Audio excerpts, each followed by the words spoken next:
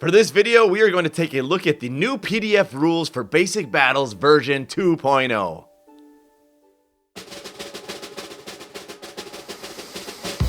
Basic Battles, tabletop games for kids. Hello gamers, Matthew here from Gray Army Gaming. Well, the time has finally come and we are finally finished with a PDF document of our Basic Battles version 2.0 rules system. Now, I want to thank all of you in the community for your incredible patience in waiting for this. It has taken a lot longer than I expected, but now we finally have something that we are ready to share with all of you. If you go to the description of this video, there is a link there that you can follow to download the PDF document for yourself. Now, if you want to go off and start playtesting this right away, go for it. If you want to stay here with us and walk through the rules in this video, then that would be great as well. Most important, though, is to go ahead and share this document with other people in the community. We want to try to get as much feedback as possible in order to continue to improve this system and make it even better if we are going to release a newer version in the future. For the rest of this video, let's go ahead now and walk through this document and talk a little bit about how we have set it up and the idea behind it. Alright, let's take a look at the document itself. Now, I have laid this out in 15 pages with full color. I've got a lot of pictures and a lot of explanations. Hopefully the explanations are simple enough and clear enough. Please let me know if there's things that are unclear that need to be improved, and we can work on that for the future.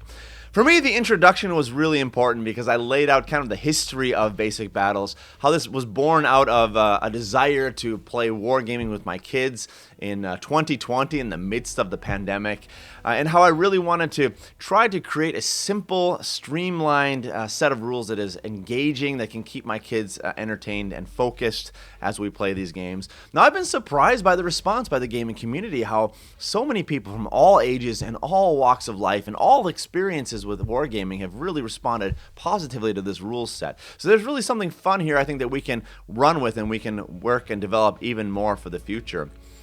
I've really tried to lay this out in simple terms by walking through some major sections of the rules. So the first one is just the setup and start here about how to gather your materials together, some of the things you're going to need, like the dice and some of the measuring tools.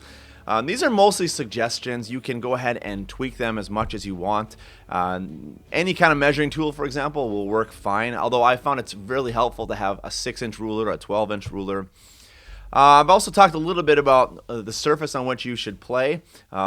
Once again, use whatever you can get your hands on. That's what's great about this system. It is so simple and so easy. You don't need much to do this. You could use a sheet and some proxy terrain, some figurines that you find, even rocks I even mentioned in the rule set here. Anything you want, it doesn't really matter. The point is to get yourself a battlefield, get some figurines, and start rolling some dice together. We walk through here how to pick out your opponents and prepare your forces, and I outline here a simple way to play where we have equal number of figurines with equal number of wounds, but also there's an advanced way to play if you're more interested in having different kinds of figurines, say stronger figurines and weaker figurines, a mix of them. The most important thing here, however, to remember is to try to keep it as balanced as possible. So say 20 wounds on each side. To try to make sure that one side or one of multiple sides doesn't end up overrunning the other sides. So try to keep it as balanced as possible. We walk through a little bit of the deployment here, how we roll d20s to set up the deployment, and then how to set up the battlefield in these different areas, different zones. I've even included here a picture of how to set it up if you want to have a potential of 8 different zones, because this might be an incredibly fun game to play with, say, 8 players, where all 8 of you are controlling 3 to 5 figurines, and you're all running into the middle of the battlefield, and it's just this massive free-for-all. So I've laid out how to set up the battle zones if you want to have multiple zones for multiple players. And I could also mention later on that I talk a little bit about a faster way to run this game, where you use wound, you track the wounds that you cause. That might be really fun if you have a huge game with, say, 8 people. You have a short number of rounds, and the point is just to get out there and cause as many wounds as possible in the short number of rounds that you have. We continue down here to the initiative roll. I talk a little bit about that, and it's important that we remember that at the end of each round, after everyone has activated all their figurines, you go ahead and roll again for initiative. So you never really know who's going to be starting the next round, which makes it even more exciting, and it makes you really have to think a little more strategically because you're not guaranteed that it's going to be you who's starting the next round. It may be somebody else, so play that smartly. Activation. I've got two different ways here that you can run this game as far as activation goes. If you're playing with small numbers of figurines, say anywhere from 2, 3, maybe even 4, I recommend that you activate all of your figurines. That player activates all of his or her figurines and goes through all the phases with those figurines. Now, if you have a lot more figurines, say you have 4, 6, 8, 10, a lot of figurines, then perhaps the better way to play to keep things interesting is to only activate 2 figurines at a time. So you activate 2, go through all the phases, pass it on to the next player. They activate 2, pass it on to the next player. And as you activate these figurines, you'll mark them in some way with some markers or counters. And then you'll come all the way around and you continue doing these in activations of 2 until everybody's activated everything, and that is the end of that round. If you have little kids, this might be more fun if you're playing with a lot of figurines, because it might be kind of boring for a kid to sit there while you activate 10 figurines, and go through all these phases. But if you activate 2 and then pass it on, they might activate 2 then and be able to stay really engaged with what is going on. So it really depends on the number of figurines you have. If you have a small number, a large number, you might want to use these different activation rules. Now we have 3 basic phases in basic battles: the movement phase, shooting phase, the combat phase. And in this rule book, rule sheet, I have laid them out in that order. First, with the movement phase, I talk a little bit about how to use your D12s. And I also include a note later on, if you're playing a much smaller game, you might want to use D6s for movement instead of D12s if you're in a tighter space. So I explain the rules for that a little bit later in the document. So movement dice, 1 or 2, depending if you're going to be just moving, then you'll use 2 dice. If you're going to be shooting or charging, then you take away 1 die, and you only have 1 die left to roll for your movement. And I explain how that works with shooting. I explain how that works with charging, when you declare a charge and then roll off for your movement. So what you will do now is you'll take your figurines and you will move them, each of them, through its movement phase, whether you're shooting or you're charging or you're just moving. And that will bring you to the end of the movement phase. All your figurines have moved, whether it is all of them or if you're playing the simple activation of 2 figurines, you've activated 2 of them and moved them all. Once you're done with that, then you can move over to the shooting phase. I also include a little note here about how the way you can move in zigzaggy forms if you're not charging. Charging, however, needs to be in a straight line.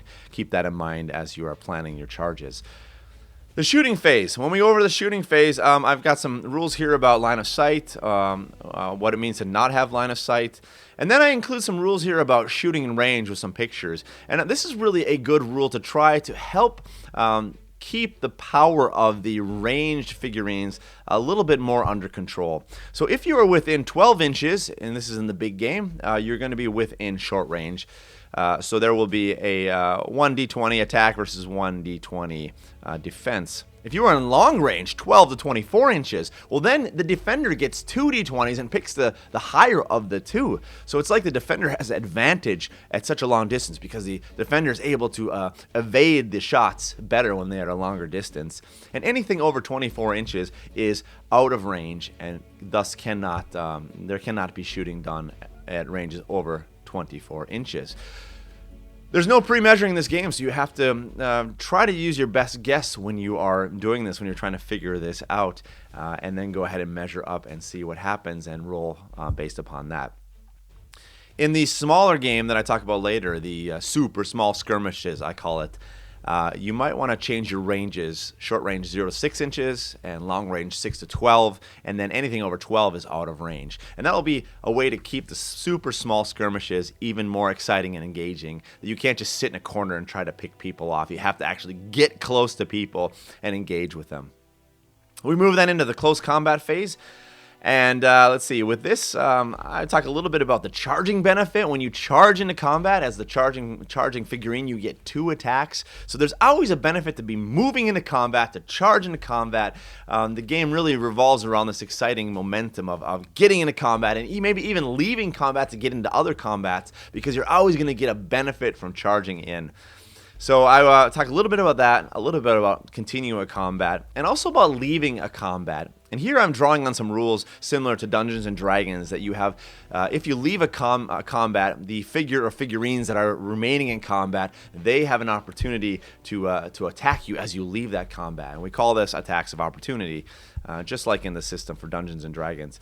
So that's important to remember, that when you leave a combat, you are vulnerable, but maybe it is in your best interest to leave a combat, to charge into a different combat to get the benefit from the charging. Or maybe you want to get a strategic position, or maybe you just want to get the heck out of combat because you're afraid you're going to get wiped out. Yeah, that's up to you as you play, and it keeps the game really fun that we have that option as well. A few additional remarks. I talk a little bit about how to end the game, and one of the ways to end the game is you just continue fighting until the last player standing wins. Another way, though, however, an alternative way to play, which is, I think, could be a lot more fun with a lot of people. This is the game where system where I've been talking about using a maximum number of rounds, and then within these certain rounds, then you count the wounds that you cause, and the player with the most wounds wins. The second place player has the second most wounds, and so on and so forth down the line.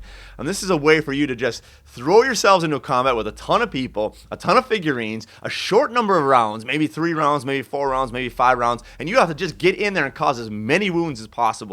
So it's really this like massive free-for-all battle royale kind of game where you're just trying to like pick up as many people as possible, cause as many wounds as possible. Really exciting. That is a really fun way to have a short game that is extremely explosive and exciting. So I can highly recommend that. I have a couple notes here on army building, how to try to find balance if you're mixing strictly melee fighters with fighters that have melee and ranged attacks. Now, ideally, you would want to combine, have it equally on both sides, so only melee versus only melee, or only melee range versus only melee ranged. It gets more complicated when you start to mix these figurines together. So I try to provide a rule of thumb for how to work through that. Of course, that is something that you will have to tweak yourself as you play this game. It depends really on how big of a space you have, for example. It depends upon your gameplay, your playing style, your fighting style. So that is something you'll have to tweak yourself and play around with the different wounds totals to see if you can find something that is most balanced for you. I include a note here about using the metric system for tiny battles. Now, I have played this game with Micro Machines figurines, and these things are tiny. These are like 10 millimeter figurines. And in that case, I use a much smaller space. So I'm talking about a playing area of 1 foot by 1 foot or 2 foot by 2 foot. And for shooting and movement now, we obviously don't want to use inches. That is way too much. So I have gone over to using the metric system, so millimeters. And you can still use your D12s, but instead of moving inches, you will be moving millimeters, and that keeps this sort of small scale. It makes it work a lot better. And finally, on the second to last page here, I briefly introduced basic battles, super small skirmishes. And this is the variation of the game that I was talking about earlier, where you use 25 to 28 millimeter figurines, but you throw them into a tiny little space, kind of like a Mordheim setup. Tons of buildings, tons of cover, tons of stuff to block line of sight. You throw the figurines in here, and it just turns into this massive, fast-paced battle where you're trying to run in and pick off as many people as possible, hide around corners, jump over crates. I mean, it's so cinematic and explosive, and you're still going to use your big figurines, 25 to 28 millimeters, but on a really small space. And I would recommend actually using a grid system, something like you can get with the Loki battle mats, and a grid system where you can actually judge distances a little bit better. But then what I want you to do is to switch out your D12s to your D6s. So you're going to use D6s for movement, for charging, so a maximum 2D6 for movement. And if you're going to shoot, you can use 1D6. If you're going to charge, it's only a 1D6. So this is going to force you really to get close to your enemies and really dive in. And I've also decided to cut down ranges for shooting here. So 0 to 6 inches will be short range. 6 to 12 is long range, and 12 plus you're out of range. So you really have to force yourself to get into close combat with people, and get into close quarters with these people in these small battles, which makes it really exciting. To conclude, I simply I thank all of you in the gaming community. Basic Battles has really worked because the gaming community has responded so positively. There's been so much good feedback from all of you, and I really thank you for the support. Those of you who have play tested this, for the constructive feedback, for those of you who spread the word about this system, and even those of you who have donated financially to the system. That has really helped to give me some time to be able to develop and expand the project even more. And I end, of course, with a little note. Like everything in life, Basic Battles is a work in progress, and this is something that hopefully will continue to be improved in the coming weeks, months, and years. And that is where you and the community come in. I really appreciate your feedback, so please do contact me with any ideas you have, with any experiences you have, with ways of improving this system, and hopefully together we will be able to make Basic Battles an even better system in the future for our kids, for newbies to the hobbies, and even for gamers who have been in the game and the hobby for a long time.